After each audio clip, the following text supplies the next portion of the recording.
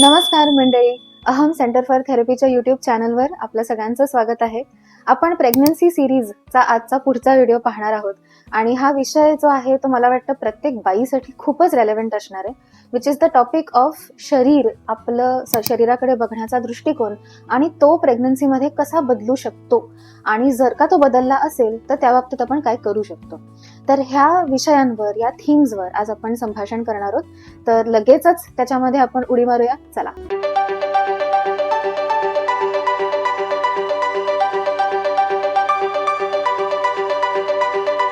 तर असं आहे की बाईचं शरीर आणि तिने कसं असलं पाहिजे किंवा कन्व्हेन्शनली काय छान आणि काय वाईट, ह्या सगळ्यावर सोसायटी किंवा सोसायटीमधल्या लोकांनी कायमच कमेंट्स केलेले आहेत. बाई प्रेग्नंट असू दे किंवा नसू दे, काहीही वय असू दे, कुठलीही स्टेज ऑफ लाईफ असू दे, that one thing is always common. आणि ह्या सगळ्या कमेंट्स प्रेग्नंट झाल्यानंतर आणखीन वाढू लागतात. का आणि कशा? तर तुम्ही असं समजा की एखादी प्रेग्नंट बाई तिसऱ्या ट्रायमेस्टरमध्ये किंवा अगदी दिवसभरात आलेले असताना कोणीतरी तिला भेटायला आलेलं आहे आणि पटकन ती व्यक्ती तोंडातून पहिला उद्गार काय काढते की अगं बापरे केवढी जाड झाली आहेस तू, किंवा अगं तू तिसऱ्या ट्रायमेस्टरमध्ये आहेस ना, मग तुझं पोट एवढंच कसं दिसतंय.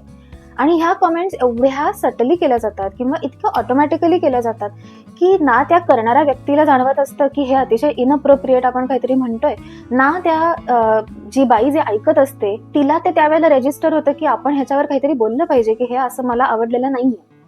सो या सगळ्या बाहेर घडणाऱ्या ज्या गोष्टी असतात त्याचा ऑब्व्हियसली मनावर कुठे ना कुठेतरी परिणाम होतोच. आणि म्हणूनच आज आपण जेव्हा बॉडी इमेज आणि प्रेग्नन्सी ह्याबद्दल बोलणार आहोत तर त्याच्यामध्ये 3 थीम्स असतील असं तुम्ही समजा. पहिली थीम अशी की एका वैयक्तिक इंडिव्हिज्युअल लेवल त्या बाईला काय वाटत असतं की माझं शरीर बदलतंय किंवा बदलणार आहे किंवा बदललेलं होतं गेलं वर्षभर आणि now I am trying to make my way back to it. So ही एक थीम असेल.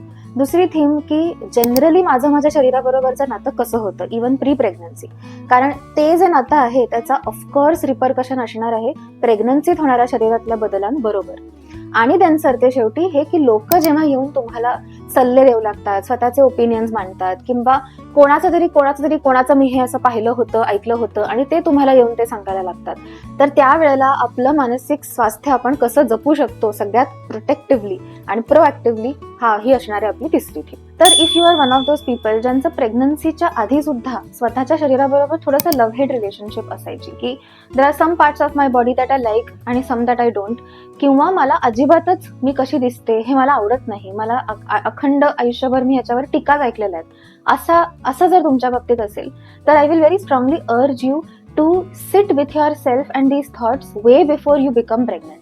की प्रेग्नन्सीची पूर्ण प्रोसेस सुरू होण्याआधीच तुम्ही थोडासा वेळ काढून इधर कुणाशी तरी याबद्दल संवाद साधावा किंवा स्वतः तरी त्याबद्दल लिहून काढावं की आत्तापर्यंत माझं आणि माझ्या शरीराची जी रिलेशनशिप आहे, can I improve it in any way right नाव.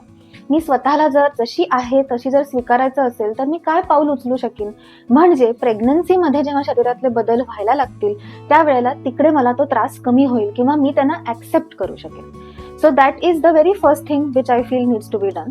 आता वळूया की जर का तुम्ही अशा असाल की otherwise relationship with body is really good, पण प्रेग्नन्सीमध्ये काही अनएक्सपेक्टेड शारीरिक बदल व्हायला लागले किंवा जनरलीच वेट गेन होतं, आपल्याला दमणूक असते, आपले कधी कधी केस गळू शकतात, कधी कधी चेहऱ्यावर पिंपल येऊ शकतात, हे प्रत्येक बाईचं शरीर जसं असतं त्या हिशोबाने ते चेंजेस वेगळे वेगळे असू शकतात. पण असं समजा की जे चेंजेस घडले ते तुम्हाला आवडले नाहीयेत आणि you are caught off guard की अच्छा मला वाटलं होतं की मला हे ओके असेल पण नाहीये आणि मला खूप ह्याच्याबद्दल नकारात्मक विचार मनात येतात. मी दरवेळेला आरशासमोर उभी राहिले की मला असं वाटतंय की बाकीच्या मुलींचे जे बम्प्स मी बघते ते किती छान असतात, किती एस्थेटिक आणि फ्लॉलेस असतात, मग माझं असं का दिसतंय किंवा माझा चेहरा का सुजलाय, माझे पाऊलं का सुजली आहेत. सो असे विचार येऊ शकतात. अशा केसमध्ये त्या विचारांना कसं सामोरं जायचं हे आता आपण बघूया. तर आत्ता की नाही आपण तुमच्या विचारांचा डेटा सेट गोळा केला की जेव्हा मी माझ्या शरीराला जसं ते आत्ता आहे असं मी जेव्हा ऑब्झर्व्ह करते त्यावेळेला नक्की माझ्या मनामधलं नॅरेटिव्ह कसं असतं. नाव दॅट यू नो की काय प्रकारचे विचार येत आहेत, आय एम शुअर तुम्हाला हे पण जाणवलं असेल की हा विचार अनेकदा येऊन जातो दिवसभरातून, किंवा हा विचार नव्यानेच मला आढळला, ह्याच्या आधी मला माहित नव्हता. So now that you have this information, the next thing that I want you to do is accept की हे विचार इकडे आहेत आय नो तुम्हाला हा पॉइंट खूप काउंटर प्रोडक्टिव्ह वाटेल, की जर का मला एखाद्या विचाराचा त्रास होतोय किंवा त्याने मला जाणवते की मला स्वतःला स्वीकारायला त्रास होतोय, तर मी का तो विचार ऍक्सेप्ट करू?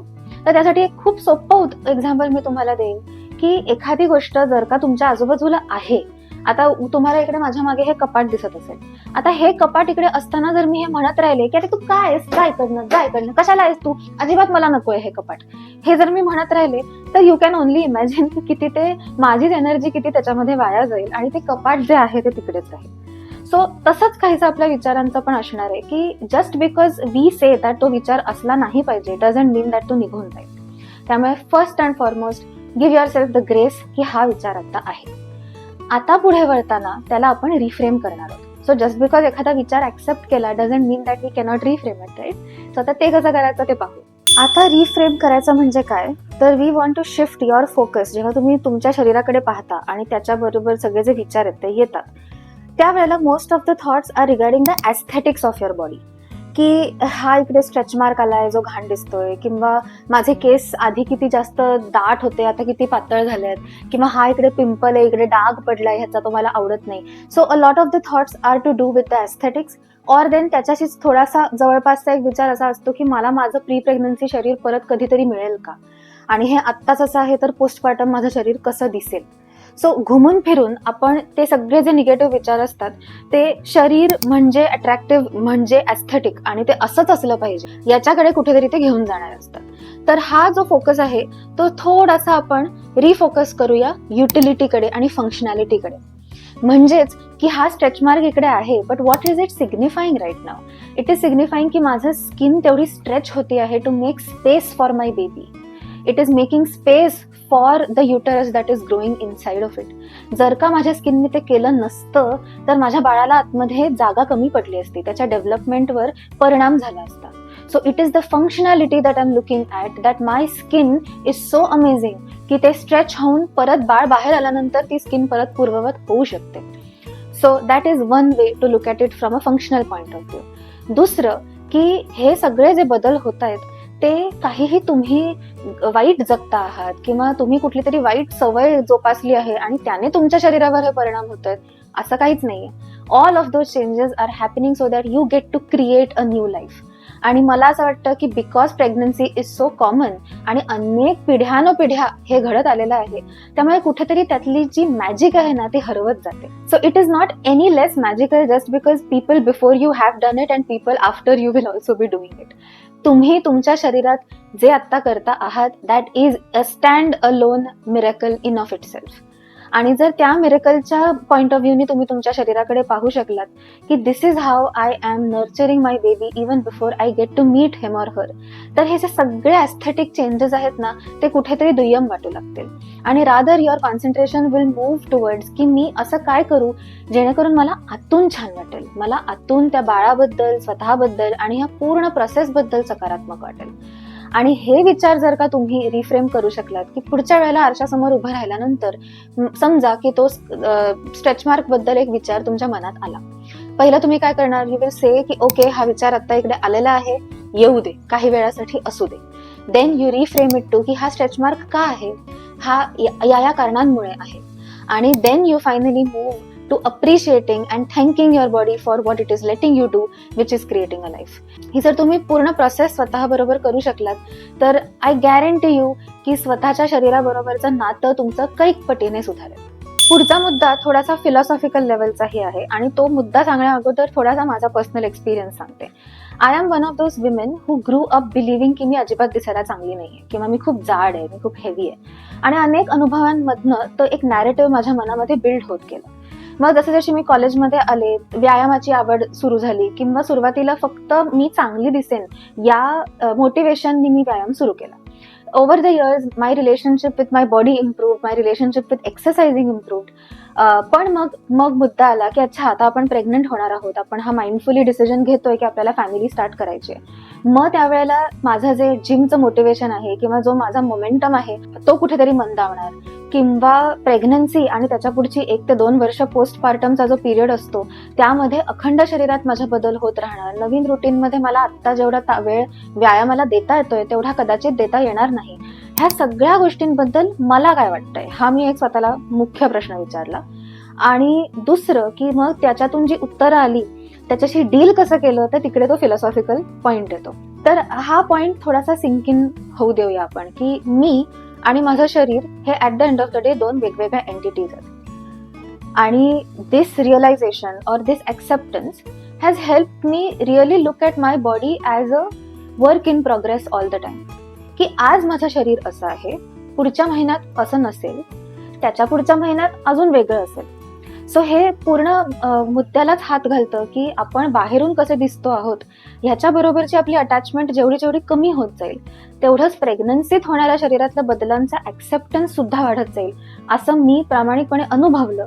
Which is why I felt like I would like to share this point with everyone. राहिला प्रश्न की लोक आणि कुछ तो लोक कहेंगे हा जो भाग आहे त्यातला, तर मी असं सांगेन की ॲटलिस्ट फॉर मायसेल्फ मी अशा 3 व्यक्ती नेमल्या ज्यांचे ओपिनियन्स माझ्यासाठी कायम महत्वाचे ठरतील. आणि त्या 3 व्यक्तींच्या कोशाच्या बाहेर anything else that I heard, anything else that someone said to me अक्षरशः त्याला एका कानाने ऐकून दुसऱ्या कानाने सोडून दिलं. Or at the very least मी हे लक्षात ठेवू लागले की त्यांचे सगळे जे काही ते मला सांगतात that is informed from their experience and their opinions and not from facts. ते डॉक्टर नाही आहेत, ते गायनेकोलॉजिस्ट नाही आहेत, ते माझं बाळ नाही आहे, ते माझा नवरा नाही आहे, ती माझी सासू किंवा आई नाही. If any one falls outside of these people, I am allowed to let those thoughts go. आणि आय कॅन प्रॉमिस यू की तुमची इतकी मेंटल एनर्जी आणि इतकी मेंटल स्पेस वाचेल जर का तुम्ही ही यादी स्वतःसाठी करू शकलात की या 3-4 लोकांचे मी सल्ले आणि उपदेश किंवा माझ्या शरीराबद्दलच्या कॉमेंट्स यांना मी सिरियसली घेईन. आणि मग त्याच्या बाहेर जे कोणी असेल त्यांना मी इधर तोंडावर सांगेन की हे बघा, मला आता खरंच म्हणजे I would like to not talk about this any more, किंवा मी सटली जस्ट विषय बदलून टाकेन. ट्राय डुईंग दिस आणि see if your overall mental energy get saved or not. सरते शेवटी, व्हिडिओच्या सगळ्यात शेवटी I would like to compliment every woman, every would be mother who is watching this video right now, to tell you की तुमचं शरीर जसं आहे, सगळे जे बदल घडत असतील, काही बदल तुम्हाला आवडत असतील, काही बदल तुम्हाला नसतील आवडत, पण through all of that you are doing the best that you can for the baby that is about to come through your body. आणि this in of itself is a marvellous achievement and a marvellous feat. त्यामुळे त्या एक केंद्रबिंदूला डोळ्यासमोर कायम ठेवा. तुम्ही जितकं स्वतःच्या शरीराशी प्रेमाने बोलाल तेवढाच तुमचा प्रेग्नन्सी मधला पूर्ण अनुभव सकारात्मक असेल आणि पोस्टपार्टम मध्ये सुद्धा त्याचा तुम्हाला बेनिफिट डेफिनेटली जाणवेल. सो विथ दॅट आजच्या व्हिडिओची सांगता करूया. आपण पुढच्या प्रेग्नन्सी सिरीज व्हिडिओमध्ये भेटूच. तोपर्यंत ह्या व्हिडिओला शेअर करा, आमच्या चॅनलला सबस्क्राईब करा आणि स्वतःची काळजी घ्या, स्वतःच्या बाळाची काळजी घ्या. अच्छा, बाय बाय.